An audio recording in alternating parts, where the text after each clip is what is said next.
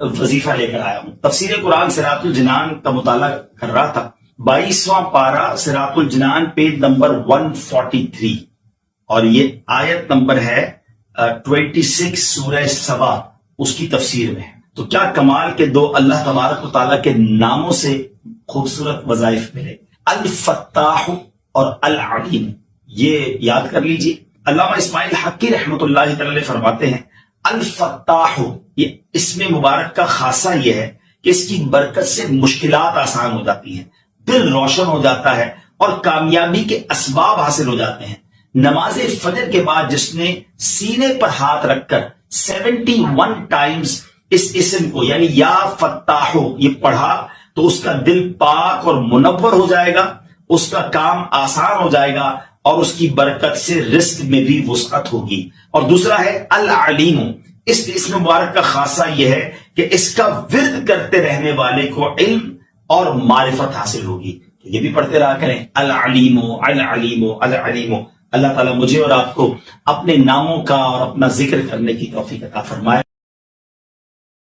حضرت انس رضی اللہ تعالیٰ عنہ نبی پاک صلی اللہ تعالی علیہ وسلم سے روایت کرتے ہیں کہ آپ علیہ الصلوۃ والسلام نے ارشاد فرمایا، ما من عبدین متحابین فی اللہ یستقبل احدہما صاحبہ فیصافحہ ویصلی علی النبی صلی اللہ علیہ وسلم الا لم يتفرق حتى تغفر ذنوبهما ما تقدم منها وما تأخر۔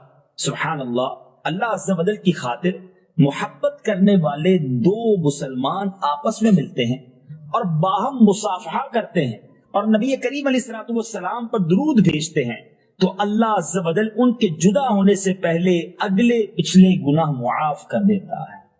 سبحان اللہ سبحان اللہ۔ ہم روزانہ ہی شاید بہت سارے لوگوں سے ملتے ہیں، اگر یہ وظیفہ یہ انداز اختیار کر لیں کہ محبت کرنے والے، پیار سے محبت سے ملنے والے دو مسلمان جب آپس میں ملیں بھائی چارگی کے ساتھ تو سلام کرنے کے بعد مصافحہ کریں اور پیارے آقا علیہ الصلوۃ والسلام پر درود پاک پڑھیں۔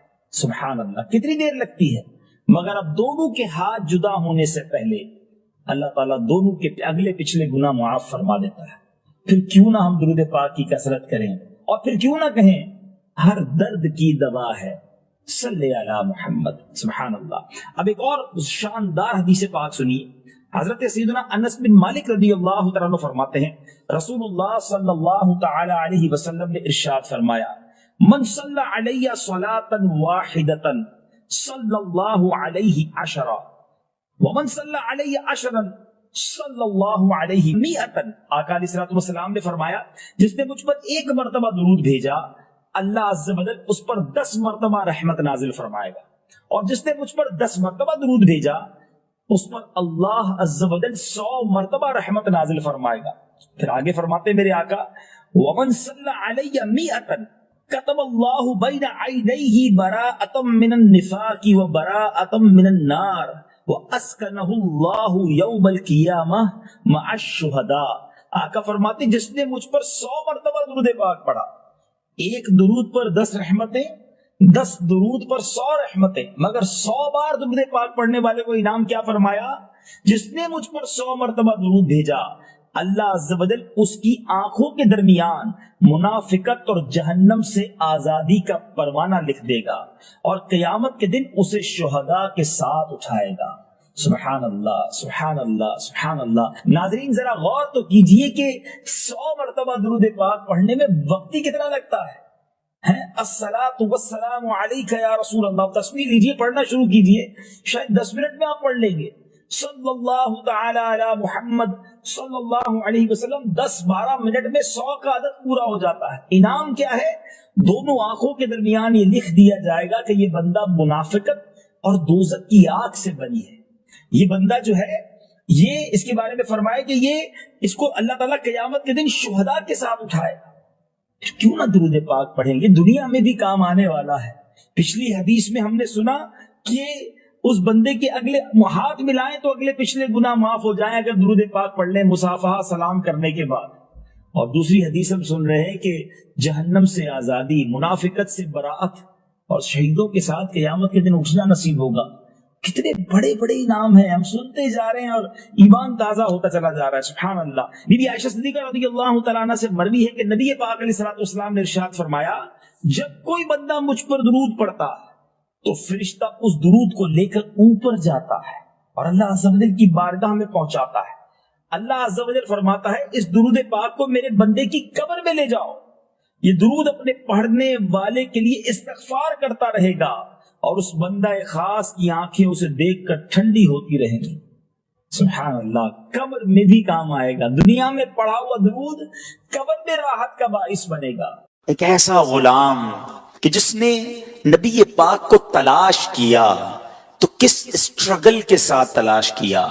آقا علیہ الصلوۃ والسلام کی تلاش میں کس طرح وہ مارے پھرتے رہے اور جذبہ کیسا تھا کہ اپنے آپ کو بھی بیچ دیا.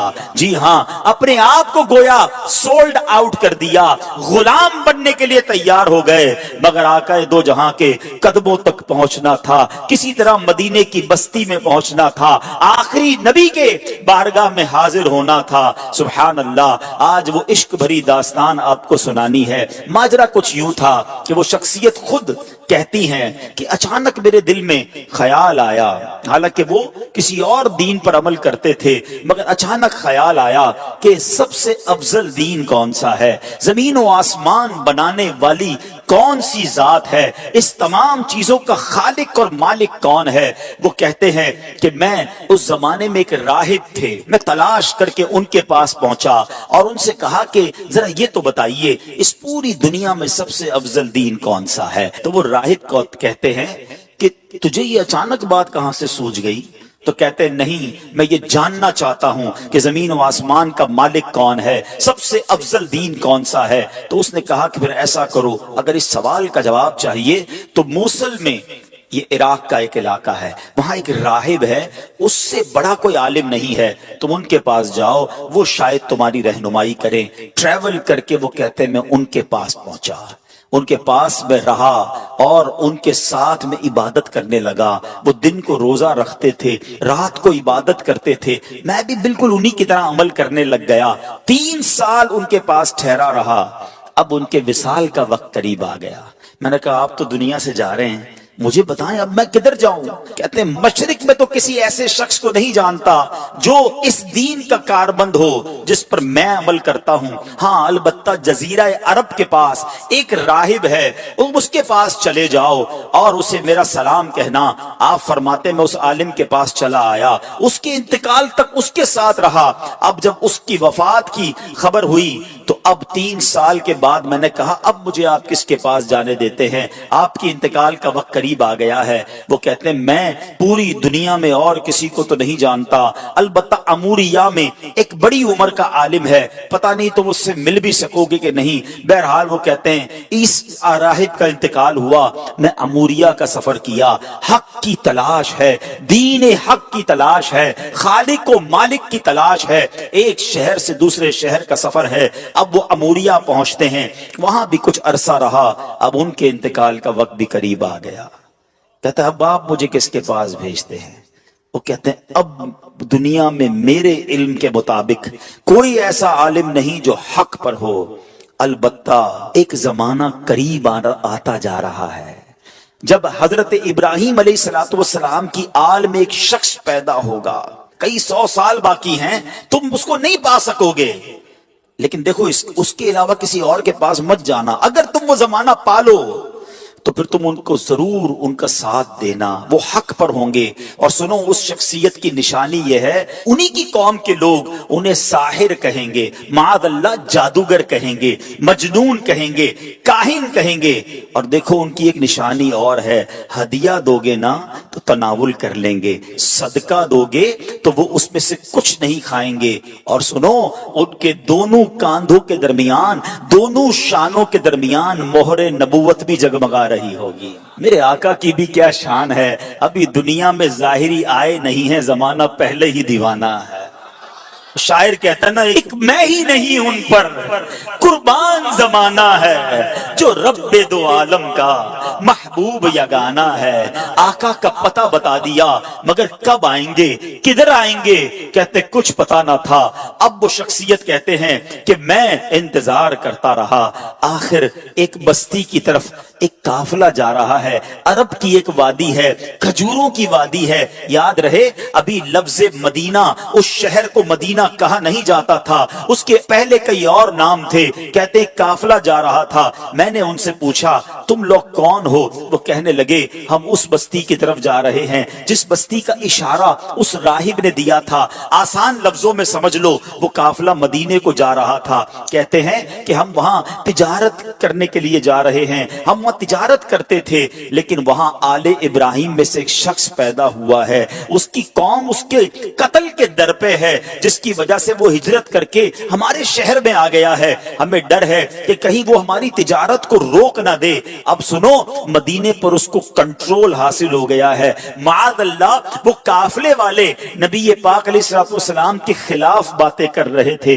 مگر اس عاشق رسول کے دل کی دھڑکن تیز ہونے لگ گئی۔ ارے یہ تو وہی نشانی ہے، مدینے میں آل ابراہیم سے ایک شخص آ گیا ہے، قوم جو ہے اس کے خلاف ہے۔ کہا اچھا یہ تو بتاؤ یہ ان کی قوم ان کے بارے میں کیا کہتی ہے؟ وہ تاجر کہتے ہیں ان کی قوم انہیں کاہن کہتی ہے، ساحر کہتی ہے، مجنون کہتی ہے۔ اللہ اکبر، اب یہ دیوانہ سمجھ گیا میری منزل مدینے میں ہے، یہ قافلہ جدھر جا رہا ہے مجھے ادھر ہی پہنچنا ہے۔ کہتے ہیں ان تاجروں کو ایسا کرو مجھے ساتھ لے جاؤ۔ کہتے پیسے ہیں تمہارے پاس؟ کہتے کوئی پیسہ نہیں۔ ارے بغیر پیسے کے سفر کیسے ہوگا؟ کوئی تو عوض دے دو، کوئی تو مال دے دو۔ کہتے میرے پاس کچھ نہیں، مگر عرصہ ہو گیا ہے اس شخصیت کے انتظار میں، زندگی بیت گئی ہے، مجھے کسی طرح مدینے پہنچا دو، مجھے کسی طرح ان کے پاس پہنچا دو۔ کہا اچھا اتنی تڑپ ہے چلو ہمارے سردار کے پاس۔ قافلے کے سردار کے پاس لایا گیا۔ سردار کہتا ہے پیسے ہیں؟ کہ پیسے نہیں، زیادہ راہ ہے، زیادہ راہ نہیں۔ ارے کچھ تو دینا پڑے گا۔ میرے پاس اور تو کچھ نہیں ہے، ایسا کرو مجھے ہی خرید لو، مجھے غلام بنا لو، تمہاری خدمت کرتا رہوں گا، کسی طرح مدینے لے جاؤ۔ سنو میرے پیارے اسلامی بھائیوں، صدیوں پرانی داستان ہے۔ ایک دیوانہ آقا کی یاد میں تڑپ رہا ہے، انہیں دنیا کے کونے کونے میں تلاش کر رہا ہے۔ اب تاجر کہتے چلو تمہیں غلام بناتے ہیں۔ ایک بار نہیں، دو بار نہیں، بتایا جاتا ہے شہر مدینہ تک پہنچتے پہنچتے یہ دیوانہ 10 بار بکتا گیا۔ غلام مصطفیٰ بن کر میں بک جاؤں مدینے میں، محمد نام پر سودا سرے بازار ہو جائے، بے دام ہی بک جائیے بازار نبی میں، اس شان کے سودے میں خسارے نہیں ہوتے۔ یہ غلام بن کر بکتے رہے، بالآخر 10 بار بکنے کے بعد یہ دیوانہ مدینے تو پہنچ گیا، مگر راستہ نہیں پتا جانا کدھر ہے۔ اچھا یہ جو شخصیت ہے نا، ان کی زبان بھی عربی نہیں تھی، کوئی اس پورے شہر میں ان کی زبان جانتا ہی نہیں تھا۔ یہ فارسی بولتے تھے، مدینے میں سارے لوگ عربی بولتے تھے۔ کس سے راستہ پوچھتے، کس سے معلومات لیتے، جانا کدھر ہے، نام پتا نہیں ہے۔ اب غلام تھے، اس نے مدینہ پاک میں کھجوروں کے باغ میں لگا دیا کہ اب تمہارا کام کھجوریں توڑنی ہیں۔ کہتے میں کھجوریں توڑتا تھا، میں محنت مزدوری کرتا تھا، میں نے پیٹھ پر اتنا بوجھ اٹھایا کہ میرا سینہ جو ہے اور پیٹ جو ہے وہ پیٹ کی طرف چلا گیا۔ بس مزدور بنا ہوا تھا، انتظار تھا نبی آخر الزمان کا، کبھی تو دیدار ہوگا، کبھی تو ان کا جلوہ دیکھوں گا، کبھی تو ان کی غلامی اختیار کروں گا۔ مگر لوگ قریب سے گزرتے تھے، میری زبان ہی کوئی نہیں سمجھتا تھا۔ کہتے اب ایک دن ایک بوڑھی خاتون آئی، میں نے اس سے بات کی، وہ میری بات سمجھ گئی اور اس نے کہا کہ میں نے اس سے عرض کی کہ ماں جی مجھے بتا دو وہ شخصیت کہاں ہے جو نیا دین لے کر آئے ہیں، جو حضرت ابراہیم کی اولاد میں سے ہیں، جو اللہ وحدہ لا شریک کی طرف بلاتے ہیں، مجھے ان کا پتہ بتا دو۔ اب وہ کہتی ہیں کہ صبح سویرے نماز فجر کے بعد دن کے ابتدائی حصے میں وہ قریب سے گزریں گے۔ اللہ اکبر، اس دیوانے کی رات کیسے بسر ہوئی ہوگی، وہ رات کیسے گزری ہوگی، ساری رات دل کی دھڑکن تیز چلتی رہی کہ اب नबी पाक अलैहिस्सलाम का दीदार होगा। शब हिज्र की सख्तियां, कोई उससे जाकर पूछे तेरी राह तकते तकते जिसे सुबह हो गई है, सारी रात जलवाए जाना का तसव्वुर है। कैसी शख्सियत होगी, चेहरा कैसा होगा, मुस्कुराहट कैसी होगी, अल्लाह के हबीब दिखते कैसे होंगे, मैं उनका गुलाम बनूंगा, क्या मुझे कबूल भी फरमाएंगे कि नहीं। वो रात गुजर गई और जब सुबह होती है तो प्यारे आका अलैहिस्सलाम करीब से गुजरते हैं, फौरन खजूरों का एक छोटा सा हिस्सा लेकर आका की बारगाह में जाते हैं। कहते हैं हुजूर आपके लिए तोहफा लाया हूं। इरशाद हुआ बताओ क्या ये सदका है। कहते जी हुजूर सदका है। आका ने साहबा से कहा आप सब खा लें। नबी पाक ने तनावुल नहीं फरमाया। पहली निशानी कंफर्म हो गई। दोबारा गया एक और खजूरों का थाल लेकर, कहा हुजूर ये लाया हूं। कहा सदका है। कहा नहीं हुजूर हदिया है, तोहफा है। आका अलैहिस्सलाम ने खुद भी खाया, खुद भी तनावुल फरमाया, अपने सहाबा में भी तकसीम किया। दूसरी निशानी पूरी हो गई। अब दिल बेताब है कि मोहरे नबुव्वत देखनी है। राहिब ने बताया था कि दोनों कांधों के दरमियान एक बड़ी खूबसूरत सी मोहरे नबुव्वत, हदीस की किताबों में लिखा है कबूतर के अंडे की तरह नबी पाक की पीठ मुबारक पर दोनों शानों के दरमियान मोहरे नबुव्वत थी। अब आका अलैहिस्सलाम दो चादरें पहना करते थे, चादर पहनी हुई है। अब वो शख्सियत कहते कभी मैं दाईं जाकर देखने की कोशिश करता, चादर थी इसलिए देख नहीं पाता था। अल्लाह अकबर, नबी पाक मेरी तरफ देखकर मुस्कुराए। आका ने समझ लिया कि मैं क्या देखना चाहता हूं। नबी पाक ने अपनी मुबारक चादर उतारी, कहा जो ढूंढ रहे हो, जो देखना चाहते हो आओ देख लो। वो दीवाना कहता है मैं दौड़ता हुआ गया, मोहरे नबूवत देखी और नबी पाक की पीठ से लिपट गया, चूमने लग गया। हुजूर आपकी तलाश में मारा फिर रहा हूं, बहुत अरसा हो गया है हुजूर, बहुत देर से आपको तलाश कर रहा हूं। आका आपके कदमों में आ गया हूं, अपनी गुलामी में कबूल फरमा लीजिए। अल्लाह अकबर, नबी पाक अलैहिस्सलाम ने उन्हें अपनी गुलामी में कबूल फरमाया। कलमा पढ़कर दामने मुस्तफा से वाबस्ता हो गए। सुनो वो कौन थे जो इतनी तलाश के बाद पहुंचे, जो इतने अरसे के बाद नबी पाक के कदमों में पहुंचे। वो कोई और नहीं, वो हजरत सलमान फारसी रज़ी अल्लाह ताला अन्हु है। सहाबा किराम में सबसे बड़ी उम्र आपने पाई। एक रिवायत के मुताबिक 250 साल आपकी जो है वो उम्र मुबारक थी और बड़ी तलाश के बाद नबी पाक के पास पहुंचे। अब सुनो, अब नबी पाक को जब पूरी दास्तान सुनाई कि आका कैसे पहुंचा हूं, गिर पड़ के पहुंचा हूं हुजूर, गुलाम बन गया हूं, बिक गया हूं आप तक पहुंचते पहुंचते, मगर मेरे आका तो करीम है ना, तुम उसके मददगार हो, तुम उसके तरफदार, जो तुमको निकम्मे से निकम्मा नजर आए, लगाते हो उसको भी सीने से आका, जो होता नहीं मुंह लगाने के काबिल। आका फरमाते मैं तुम्हें खरीदूंगा, जाओ अपने आका से पूछ कर आओ क्या डिमांड करता है, तुम्हें आजाद करने की कीमत क्या है। अब वो क्या कहता है, 300 दरख्त खजूरों के लगाए, फलदार दरख्त, और 40 औकिया सोना, ये मिलेगा तो तुम्हें आजाद करूंगा। ये बहुत बड़ी कीमत है। और याद रहे खजूर का दरख्त फौरन लगाते ही फल नहीं देता, बाज़ औक़ात 3 साल, बाज़ औक़ात 5 साल में फल देता है।